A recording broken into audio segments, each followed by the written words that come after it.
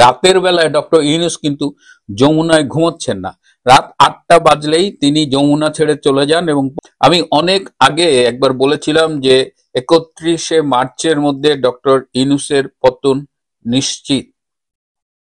তো আজকে আমি যখন কথা বলছি তখন এটা জুলাই মাস, 31শে মার্চ পেরিয়ে গেছে, কিন্তু ডক্টর ইউনূস এখনো ক্ষমতায় আছেন, তিনি চলে যান।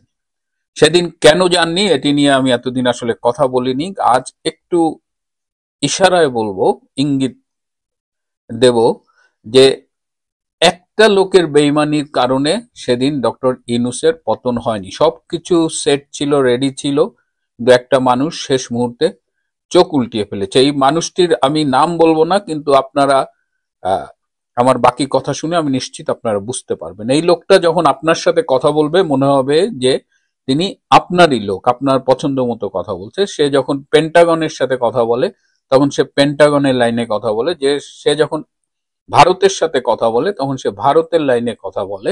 সে যদি আপনার বন্ধু হয়, আপনার সাথে যখন কথা বলবে মনে হবে যে আপনার লাইনে কথা বলছে, কিন্তু সে সবার লাইনে কথা বললেও সে যখন ডক্টর ইউনূসের সাথে কথা বলে তখন সবাই ভাববে যে সে ইউনূসের লোক। কিন্তু সবার মন জুগিয়ে চললেও সে ভেতরে ভেতরে ছিল জামাতের একজন খাঁটি এজেন্ট, জামাতের লোক। কিন্তু তার এই মুখোশ উন্মোচিত হয়ে গেছে।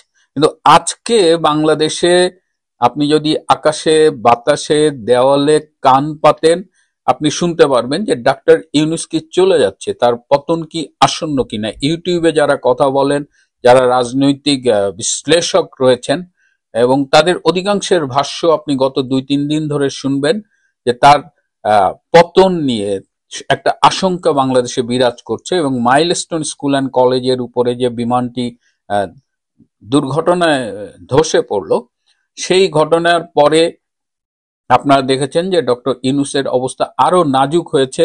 এখন একটা হাইপোথিসিস খুব শুনছি যে এই বিমান দুর্ঘটনাটা আসলে একটা পরিকল্পিত নাশকতার একটা অংশ ছিল, এবং সেই নাশকতার যেটা সমস্যা হয়েছে যে এত ক্ষয়ক্ষতি হবে এবং এরকম একটা কনসিকোয়েন্স হবে, এইটা যারা এই বিমান দুর্ঘটনার প্ল্যানটা করেছিলেন তারা ধারণা করতে পারেনি।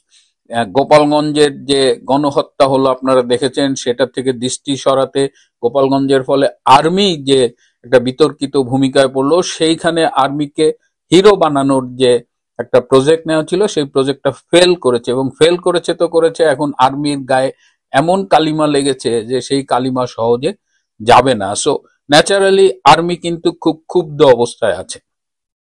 আপনারা জানেন যে আর্মির প্রমোশন বোর্ডের মিটিং চলতেছে, এই পুরা সোমবার থেকে শুরু হয়ে পুরা সপ্তাহটাই মিটিং চললো। এবং গত রবিবার ডক্টর ইউনূস এই প্রমোশন বোর্ডের উদ্বোধন করেছিলেন, এবং তিনি উদ্বোধন করতে গিয়ে তার ভাষণে বলেছিলেন সৎ, যোগ্য এবং দক্ষ আর্মি কর্মকর্তাদের প্রমোশনের জন্য বিবেচনা করতে। এর আগে সাধারণত দীর্ঘদিন বলা হয়েছে মুক্তিযুদ্ধের চেতনায় বিশ্বাসী দক্ষ যোগ্যদের প্রমোশন দেওয়ার কথা বলা হতো, কিন্তু এবার সৎ শব্দটা যোগ করা হয়েছে। এই সৎ শব্দটা যোগ করার কারণে আর্মির মধ্যে একটা প্রতিক্রিয়া দেখা দিয়েছে, কারণ এই সৎ শব্দটার বাংলাদেশের সোল এজেন্সি হলো জামাতে ইসলামী। সমস্যা হলো যে সাধারণত বোর্ডে যাদের প্রমোশনের জন্য নাম যায় তাদের হয়তো 1/3 প্রমোটেড হয়, 2/3 প্রমোটেড হয় না।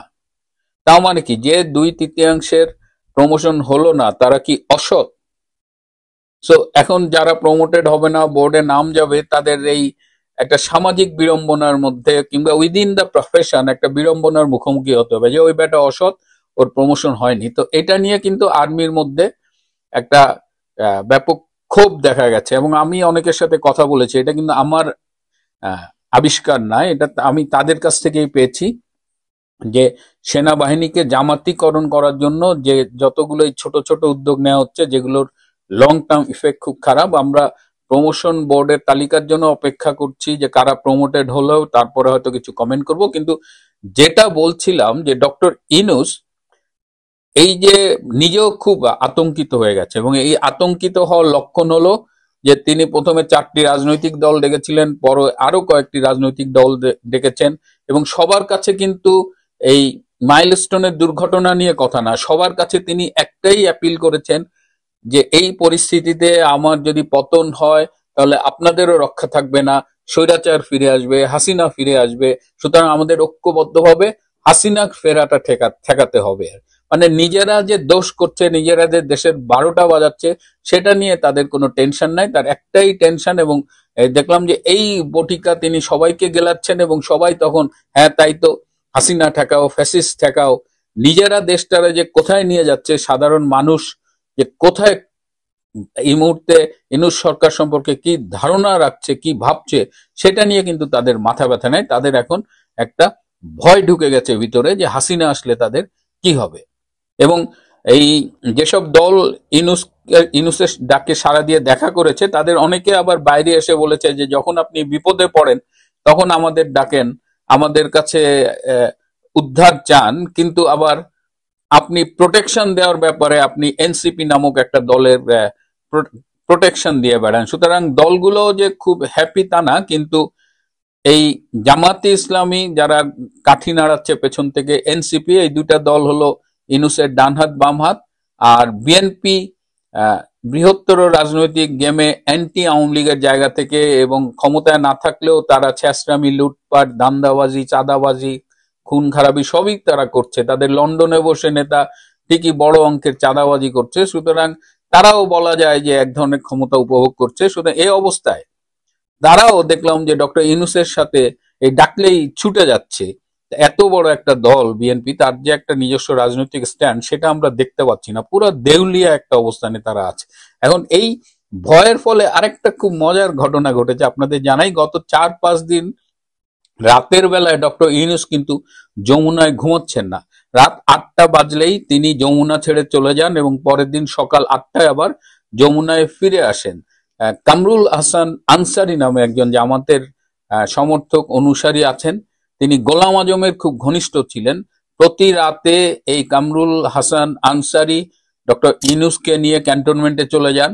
তিনি ক্যান্টনমেন্টে রাত্রি যাপন করেন, এবং এই আনসারী আবার সকালে ডক্টর ইউনূসকে ফিরিয়ে দিয়ে যায়। তিনি ভয়ে যমুনায় থাকেন না যে হয়তো রাতে কোনো কিছু একটা ঘটে যেতে পারে এবং তাকে ক্ষমতাচ্যুত করা হতে পারে।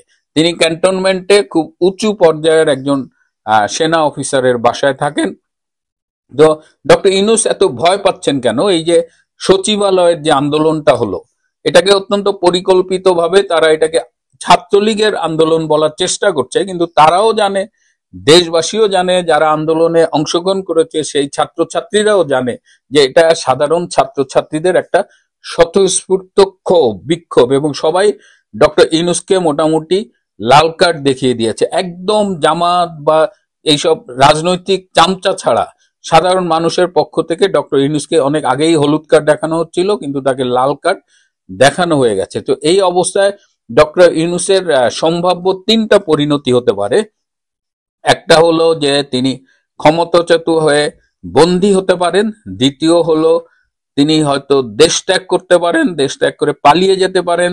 দ্বিতীয় কোনো দেশে, কয়েকটা দেশের নেগোসিয়েশন চলতেছে, তিনি পালিয়ে কোন দেশে যেতে পারেন। ফ্রান্স তার একটা পছন্দের দেশ যেখানে তিনি পালিয়ে যেতে চান।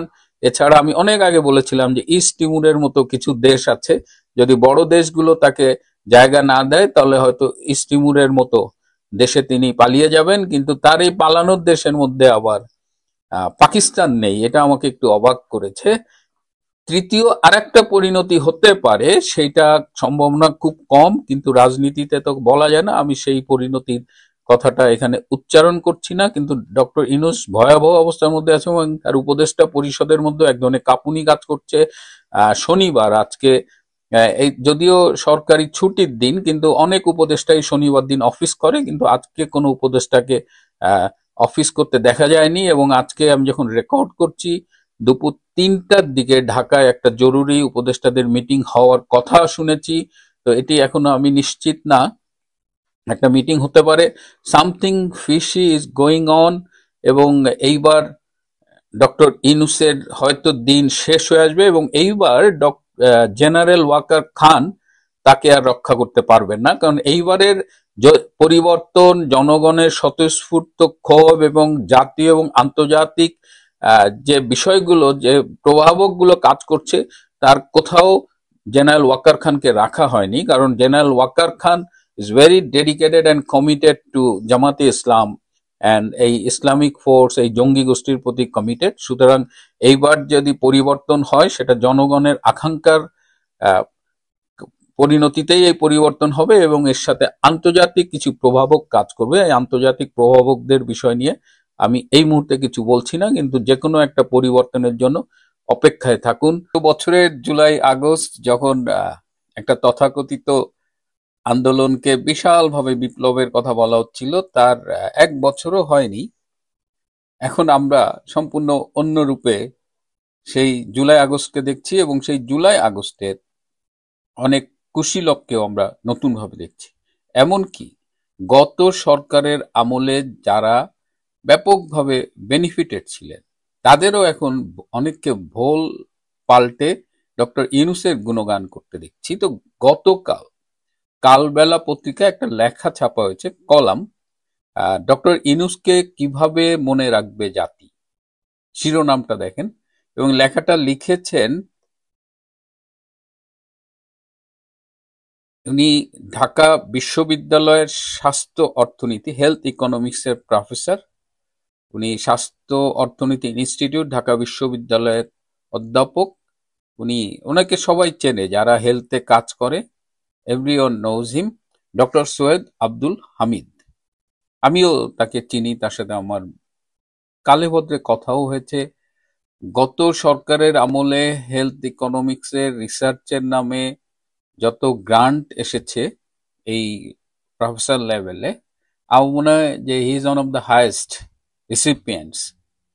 গত সরকারের আমলে এই যে যেমন হেলথ ইন্স্যুরেন্স হবে কিনা বা ফ্যামিলি হেলথ কার্ড হবে কিনা বা এই ধরনের নানান রিসার্চ কিন্তু হয়েছে শেখ হাসিনা সরকারের আমলে, পাইলট রিসার্চ।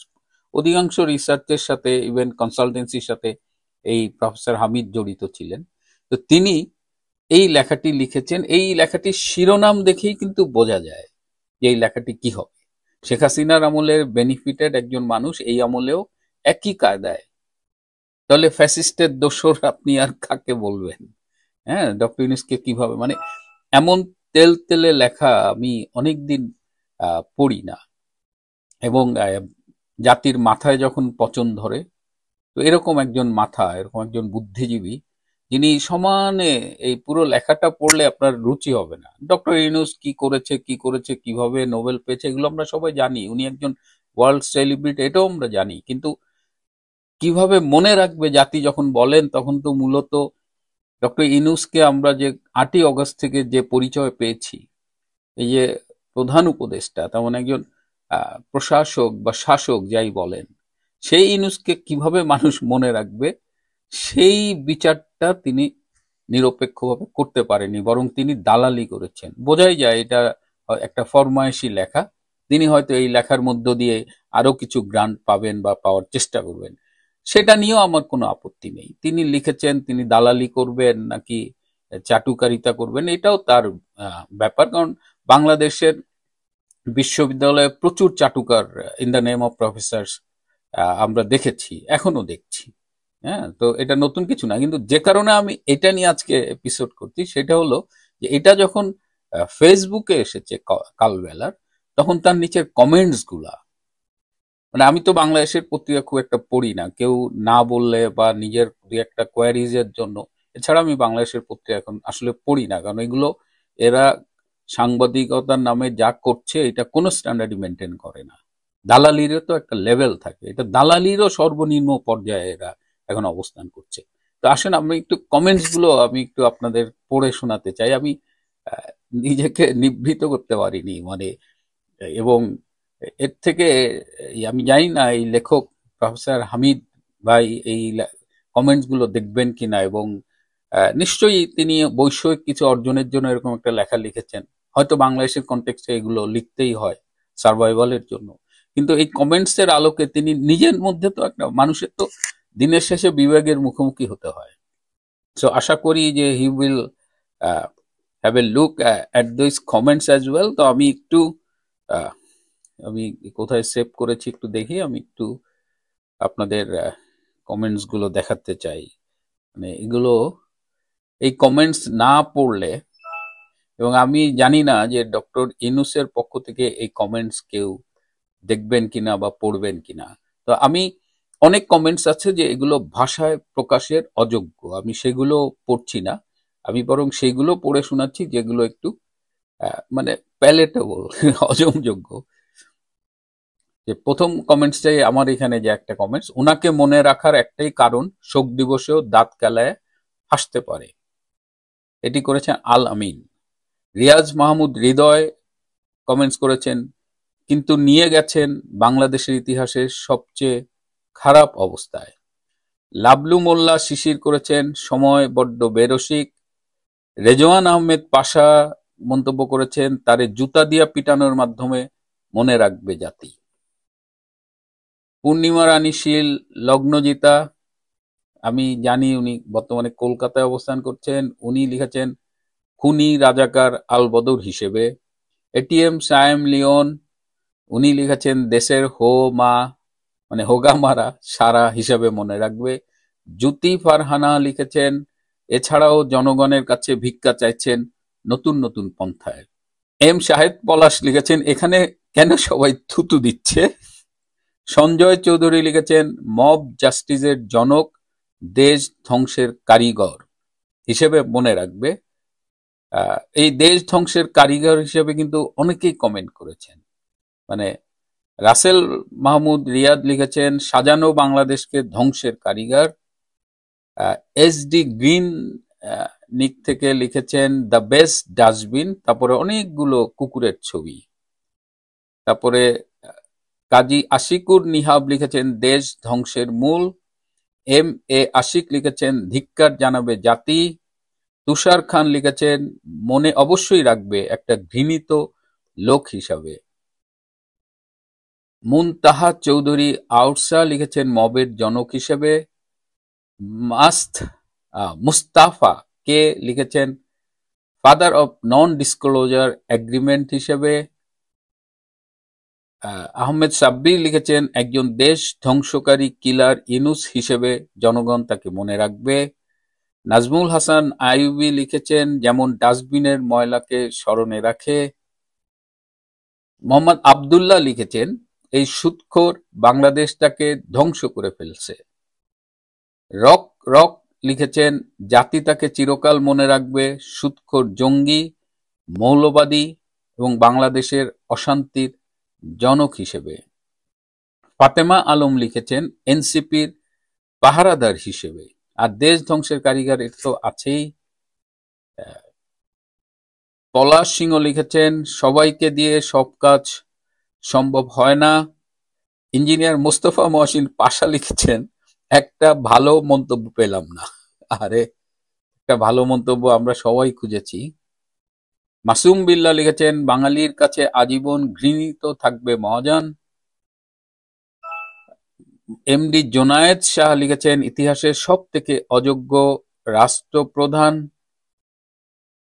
এনামুল হক ছোটন লিখেছেন, মব সৃষ্টি, হুজুরদের ইমাম আর বিদেশি বিনিয়োগ বন্ধকারী হিসেবে আজীবন মনে রাখবে। এরকম অনেকে। অরণ্য আবির লিখেছেন গাদ্দার হিসেবে। এমডি নাজিম উদ্দিন লিখেছেন, আজীবন ওর নামের উপরে মানুষ থুতু মারবে, জুতা মারবে। এ কে এম আসিফুর রহমান চৌধুরী লিখেছেন, তিনি তো দেশের হোগা মেরে দিলেন মেটিকুলাস ডিজাইনের মাধ্যমে, তাকে ঘৃণার সহিত আজন্ম মনে রাখবে বাংলাদেশিরা। এমডি আবদুল্লাহ লিখেছেন, আন্তর্জাতিক বাটপার, তাই মনে রাখবে বাংলাদেশে তার কোনো সফলতা নাই, সফলতা শুধু নিজের। দেলোয়ার হোসেন রাহি লিখেছেন, কমেন্ট দেখলে বোঝা যাচ্ছে কিভাবে মনে রাখবে, নিউজ পড়ার দরকার নেই। লাস্টে মাহমুদা আক্তার একটা খুব বড় কমেন্ট করেছেন, এই কমেন্টটা দিয়ে আমি এই কমেন্ট আর শোনাচ্ছি না, তারপর ছোট্ট কিছু কথা বলবো। মাহমুদা আক্তার লিখেছেন, 666 কোটি টাকা দিয়ে যেতে হবে, তারপর দিতে হবে ফেনীর বন্যার জন্য প্রশংসা পাওয়া 1000 কোটি টাকা। ঢাবি থেকে তোলা 12 কোটির মধ্যে 2 কোটি খরচ করেছে, বাকি 10 কোটি ব্যাংকে কেন হিসাব দিতে হবে। সরকারে ইউনূস আসার পর অভ্যন্তরীণ ব্যাংক থেকে ঋণ নেওয়া 2 লাখ কোটি টাকার হিসেব। তারপর ইউনূস গ্রামীণ কল্যাণের নামে manpower, varsity, medical, nursing college, digital wallet সহ বিভিন্ন প্রতিষ্ঠানে অবৈধভাবে অনুমোদনের জন্য শাস্তি, সমাজ কল্যাণ মন্ত্রণালয় সামাজিক নিরাপত্তা ফান্ডের 700 কোটি টাকা সিঙ্গেল সোর্স সিলেকশনের মাধ্যমে গ্রামীণ ট্রাস্টের কাছে হস্তান্তর করেছে কেন? গ্রামীণ ব্যাংকে থাকা সরকারের মালিকানা শেয়ারের পরিমাণ 25% থেকে কমিয়ে 10% আনছে কেন? শেয়ার বাজার থেকে লুটপাট করা 90,000 কোটি টাকা ফেরত দিতে হবে। আসিফের এপিএসদের দুর্নীতি করা 500 কোটি, সব উপদেষ্টার সম্পদের হিসাব দিতে হবে, বই ছাপানোর নামে 600 কোটি টাকা লুট, নিম্নমানের বই ছাপানো ইত্যাদি ইত্যাদি সব দিতে হবে। তারপর চিন্তা করা যাবে দেশ ছেড়ে যাবে কি না। তো এই কমেন্টস পড়ে আপনারা নিশ্চয়ই বুঝতে পারছেন যে একদিকে দালালি করে প্রফেসর হামিদ যে লেখাটা লিখেছে আর বাংলাদেশের সাধারণ মানুষের কাছে ডক্টর ইউনূস কিভাবে মনে থাকবে। আপনারা কমেন্টসেও লিখতে পারেন আপনারা কি মনে করেন যে ডক্টর ইউনূসকে কিভাবে বাংলাদেশ এবং জাতি মনে রাখবে। প্রিয় বন্ধুরা, আজ এ পর্যন্তই। ভালো থাকবেন, সুস্থ থাকবেন, তার চেয়েও জরুরি হলো নিরাপদে থাকবেন। সবাইকে অনেক ধন্যবাদ।